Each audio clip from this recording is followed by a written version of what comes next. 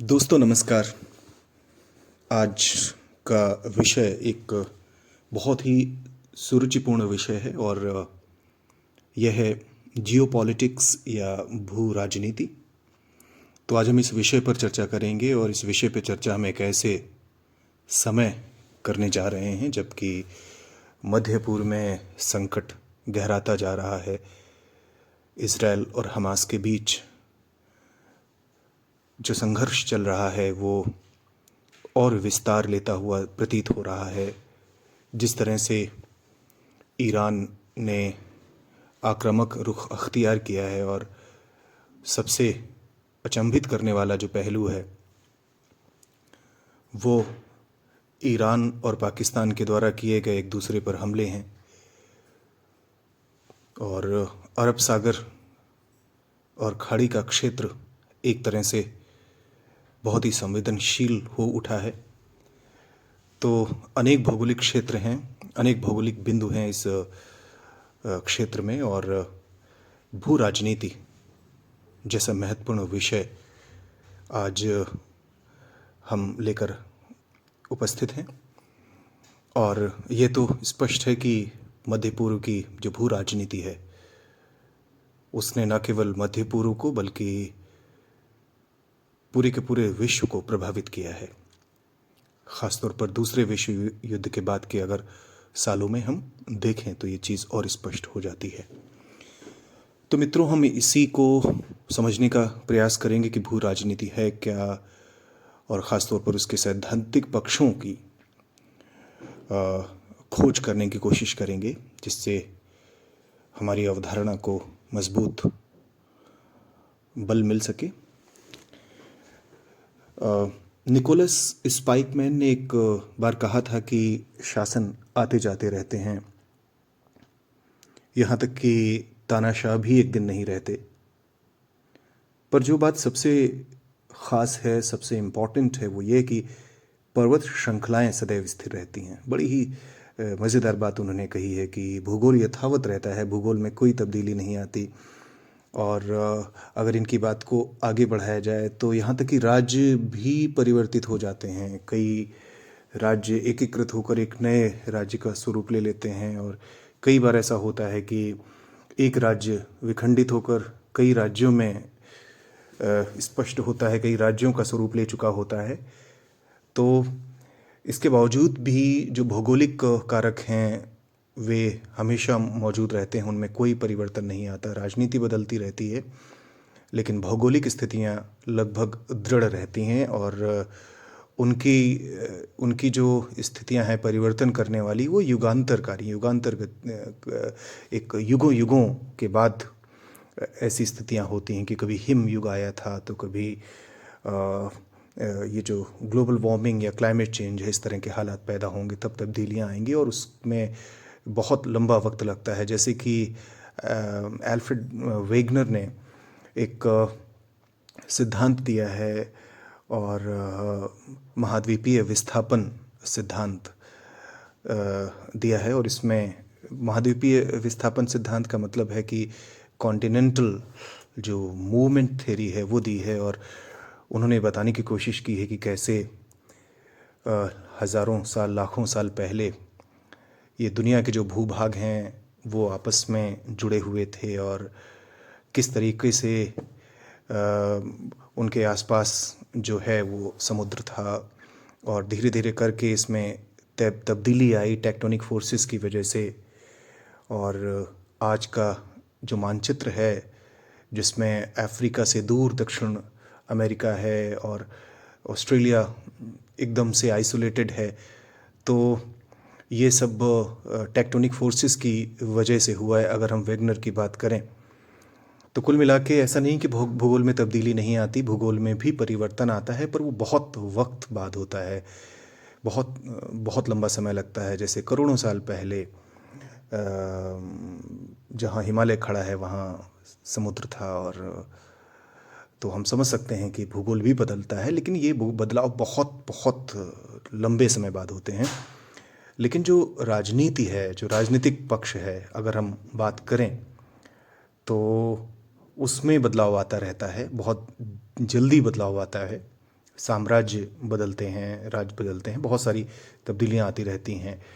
तो कई सालों में इस तरह के परिवर्तन हमें देखने को मिलते हैं। तो आज हम इसी विषय पर विस्तार से चर्चा कर रहे हैं। स्पाइकमैन को की बात को आगे बढ़ाते हुए हम ये समझ सकते हैं कि भौगोलिक दशाएं अपनी इसी दृढ़ निश्चयात्मकता के कारण अंतर्राष्ट्रीय संबंधों में हमेशा से निर्णायक भी रही हैं। हिमालय की ही बात करें तो हिमालय सहस्त्राब्दियों तक भारत की रक्षा की बिल्कुल एक मजबूत दीवार की तरह रहा है। और अगर हम गोलान हिल्स को देखें तो इज़राइल ये मानता है कि उसकी सुरक्षा के लिए ये बहुत ज़रूरी हैं, बहुत महत्वपूर्ण हैं। हालांकि जॉन एग्न्यू और साइमन डॉल्बी जैसे जो कंस्ट्रक्टिविस्ट हैं और इनके अलावा जो यथार्थवादी हैं, जो रियलिस्ट हैं, वे इस नज़रिए को भ्रामक मानते हैं। और देखा जाए तो कंपैरेटिव स्ट्रेटजी में प्रकाशित अपने शोध में फिटवीज जियो पॉलिटिक्स को निरर्थक ही मानते हैं। इसके बावजूद भी माइकल क्लेयर जैसे स्कॉलर हैं जो जियोपॉलिटिकल एस्पेक्ट्स को अपनी रिसर्च में तरजीह या इम्पोर्टेंस देते हैं। रॉबर्ट कैप्लन मानकर चलते हैं कि हर देश को अपनी रणनीति तय करने से पहले भौगोलिक कारकों को जहन में ज़रूर रखना चाहिए। डेविड स्कॉट अपने अध्ययन में ये मानते हैं कि भारत के लिए अरब सागर और बंगाल की खाड़ी बेहद महत्वपूर्ण है, वो भी तब जब चीन स्ट्रिंग ऑफ पल्स के ज़रिए भारत के लैंड और सी नेबरहुड में एक तरह से देखा जाए तो सैन्य और वाणिज्यिक सुविधाओं का तेज़ी से विकास कर रहा है। दोस्तों, स्ट्रिंग ऑफ पल्स चीन की एक स्ट्रैटेजी है, एक रणनीति है जिसके ज़रिए वो भारत को चारों तरफ से घेर रहा है।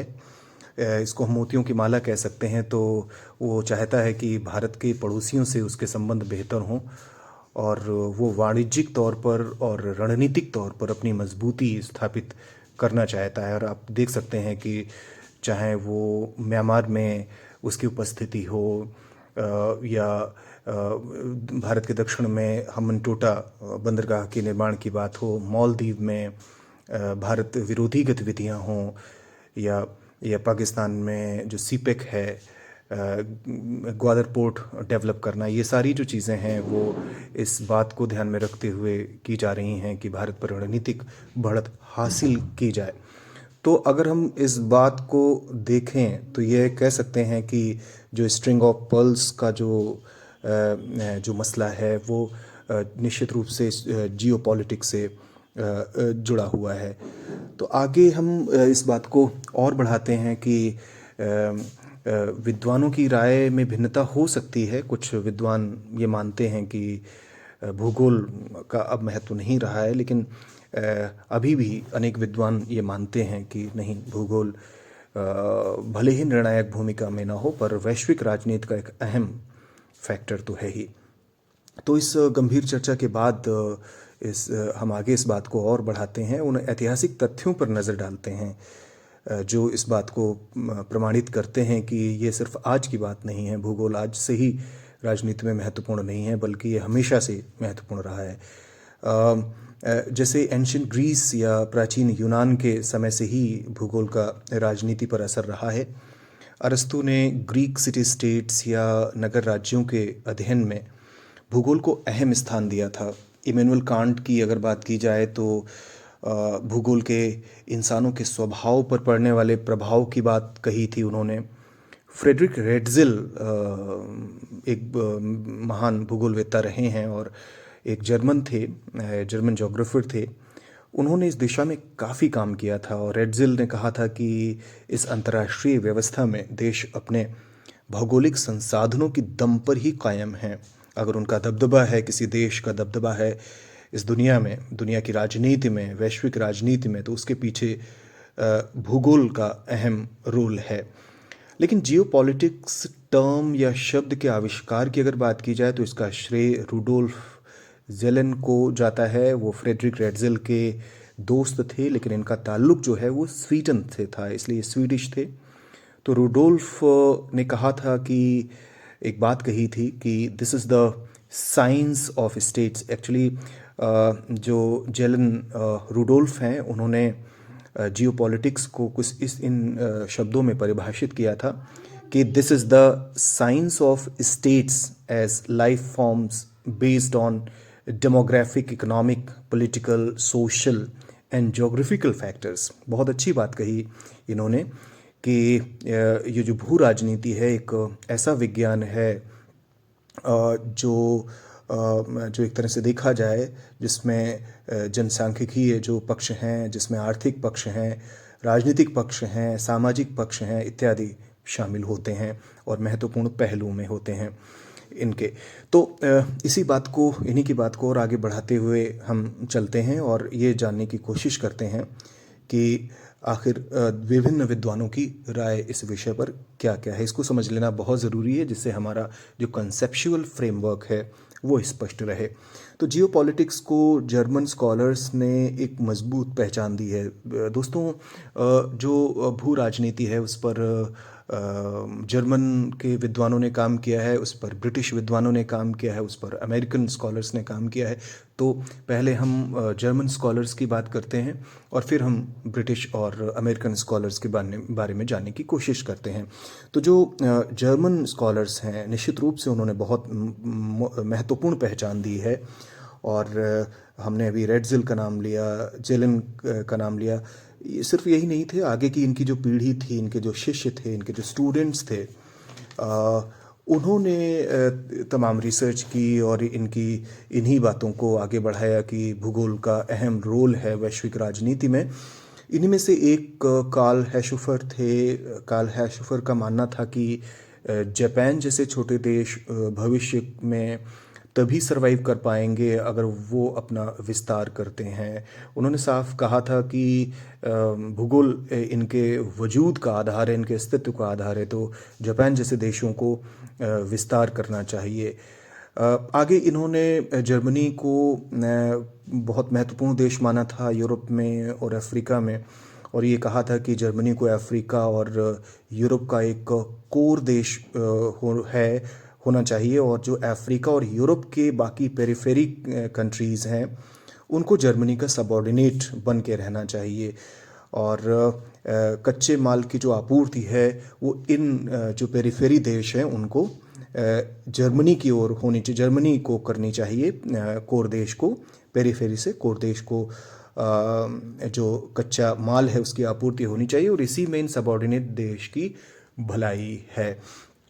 तो इस तरह से इन्होंने अपनी बात कही और जर्मनी को महत्वपूर्ण स्थान दिया अपने अध्ययन में।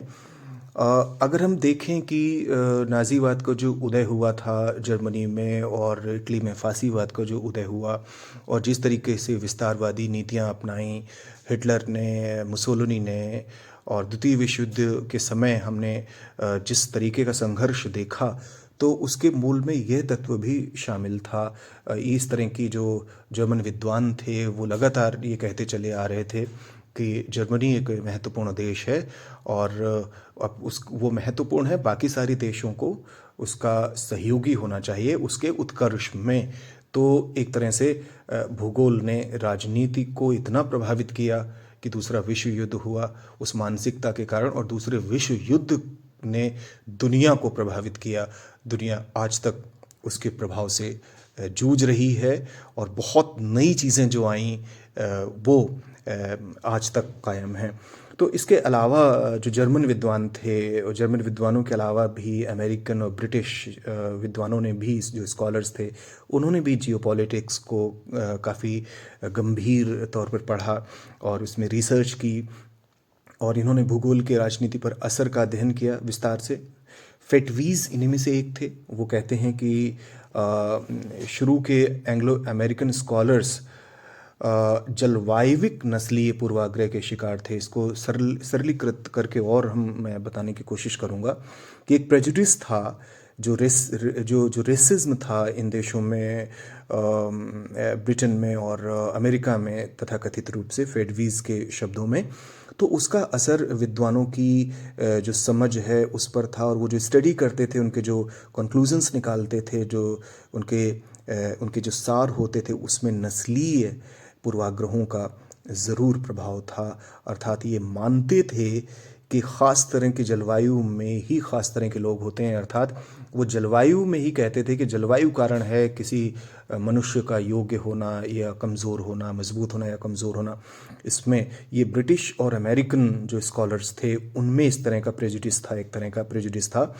और उदाहरण की अगर एक और उदाहरण दिया जाए तो एल्सवर्थ हंटिंगटन ये कहते हैं कि टेम्परेट जोन्स के जो लोग हैं वो बाकियों से बेहतर होते हैं हर तरीके से, बुद्धि में, समझ में, शरीर में, और उनकी कार्यक्षमता कहीं ज़्यादा बेहतर होती है बाकी दुनिया के बाकी जगहों से। तो इस तरह के नस्लीय पूर्वाग्रह थे, और ऐसा इनके क्रिटिक्स ये मान के चलते हैं, ये जो ब्रिटिश और अमेरिकन जो स्कॉलर्स थे उन्होंने इस पूर्वाग्रह से भूगोल की राजनीति पर पड़ने वाले प्रभाव का अध्ययन किया है। अल्फ्रेड महान की मान्यता थी कि अल्फ्रेड महान एक महत्वपूर्ण जियोपॉलिटिकल साइंटिस्ट हुए हैं, और अगर देखा जाए तो अल्फ्रेड महान ने बड़ी अच्छी तरीके से ये बात बताई थी कि ब्रिटेन की जो श्रेष्ठता है वो उसकी नौसेना की वजह से हुई, और उसकी नौसेना इसलिए श्रेष्ठ थी क्योंकि भौगोलिक कारक उसके पक्ष में थे। उन्होंने फ्रांस की नौसेना से, फ्रांस की सैन्य क्षमता से ब्रिटेन की सैन्य क्षमता का तुलनात्मक अध्ययन किया, और उनका जो सारांश था कि ब्रिटेन की नौसेना फ्रांस से भौगोलिक कारणों की वजह से बेहतर थी। फ्रांस के तट अच्छे बंदरगाह के अनुकूल नहीं थे। ब्रिटेन जहां सिंगल थिएटर ऑफ ऑपरेशन था, वहीं फ्रेंच नेवी 3 हिस्सों में विभाजित थी। अटलांटिक कोस्ट था जिसकी रक्षा करनी थी, इंग्लिश चैनल था जो ब्रिटेन को फ्रांस से अलग करता है, और भूमध्य सागर का क्षेत्र। तो कुल मिला के देखा जाए तो फ्रांस की जो शक्ति थी वो विभाजित थी, और ब्रिटेन की शक्ति एकीकृत थी, एक तरह से, जैसा उन्होंने टर्म यूज़ किया है, सिंगल थिएटर ऑफ ऑपरेशन। इस वजह से ब्रिटेन को सफलता मिली औद्योगिक क्रांति के पश्चात, और वो एक दुनिया की सर्वोच्च शक्ति बना। और बाद में जो औपनिवेशिक दौर आया दुनिया में, उसके केंद्र में ब्रिटेन था। तो ये जो आकलन है ये अल्फ्रेड महान का है, ये भी एक जियोपॉलिटिकल साइंटिस्ट हुए हैं। तो इतना समझने के बाद हम आगे चलते हैं और देखते हैं कि मौजूदा समय में इस शब्द का क्या महत्व है, ये जो अवधारणा है वो उस पर क्या काम हो रहा है। तो मौजूदा समय में अगर हम बात करें तो जियोपॉलिटिक्स की स्थिति अगर जानने की कोशिश करते हैं तो ये तो तय है कि 21वीं सदी में भूगोल उतना महत्वपूर्ण नहीं रहा है जैसे पहले था। अब आपको पता होगा कि किसी ज़माने में एक देश से दूसरे देश में यात्रा करना कितना मुश्किल होता था कि आदमी का जीवन ही ख़त्म हो जाए। पता चला बचपन में किसी ने यात्रा शुरू की और जब वो अपनी मंजिल तक पहुँचे तब वो बूढ़ा हो जाए। जैसे हम बात करते हैं मार्को पोलो की, जब उन्होंने यात्रा शुरू की तो वो 17 साल के थे और जब वो घर पहुँचे तो 45 साल के आसपास हो चुके थे। तो कुल मिला के ये हालात थे, यात्रा करना बड़ा मुश्किल था, बहुत दुर्गम रास्ते थे, एक दूसरा कम्युनिकेशन नहीं था। तो उत्तर आधुनिक युग की अगर हम बात करें तो इसमें बहुत सारी तब्दीलियाँ आई हैं, और इसमें जो दुनिया का जो ट्रांसपोर्टेशन है, यातायात सुविधाओं का ज़बरदस्त विकास हुआ है। और सैन्य प्रौद्योगिकी की बात की जाए वो बहुत ज़्यादा उन्नत हो गई है। तो ऐसे में भूगोल उतना महत्वपूर्ण नहीं रहा जैसे पहले रहा करता था, और प्रौद्योगिकी के ख़ास तौर पर देखा जाए तो इसके विकास ने बड़ा परिवर्तन ला दिया है। और जियो पॉलिटिक्स के डायमेंशंस बदले हैं इसी कारणवश। और अगर हम बात करें तो बांग्लादेश दुनिया के अग्रणी गारमेंट इंडस्ट्रियल कंट्रीज़ में आता है। और सबसे बड़ी चीज़, हमने आपने जो शर्ट पहन रखी है, कमीज़ पहन रखी, तो हो सकता है वो बांग्लादेश से बनी हो, बांग्लादेश में बनी हो, और बहुत आगे है, बहुत एडवांस्ड कंट्री है जहाँ तक गारमेंट इंडस्ट्री की बात है। लेकिन इंटरेस्टिंग फैक्ट ये है कि वहाँ कपास नहीं होता। कपास की सबसे ज़्यादा जो पैदावार होती है तमाम देशों में, उनमें पाकिस्तान का भी पाकिस्तान का भी शुमार है। पाकिस्तान में काफ़ी ज़्यादा कपास का उत्पादन होता है, लेकिन पाकिस्तान का कोई ख़ास उल्लेख नहीं है। अगर हम दुनिया के औद्योगिक देशों की बात करें, ख़ासतौर पर गारमेंट इंडस्ट्री या टेक्सटाइल इंडस्ट्री की बात करी जाए, तो पाकिस्तान की जो स्थिति है इस समय ख़ास तौर पर, वो तो बहुत ही ख़राब है अगर आर्थिक स्थिति की बात करी जाए। तो कुल मिला के ये सारी चीज़ें रही हैं, तो इसने डायमेंशंस को बदल के रख दिया है दुनिया में, भूगोल के डायमेंशंस को। दूसरा, आगे हम और बात करें कि इतना होने के बावजूद भी भूगोल महत्वपूर्ण है।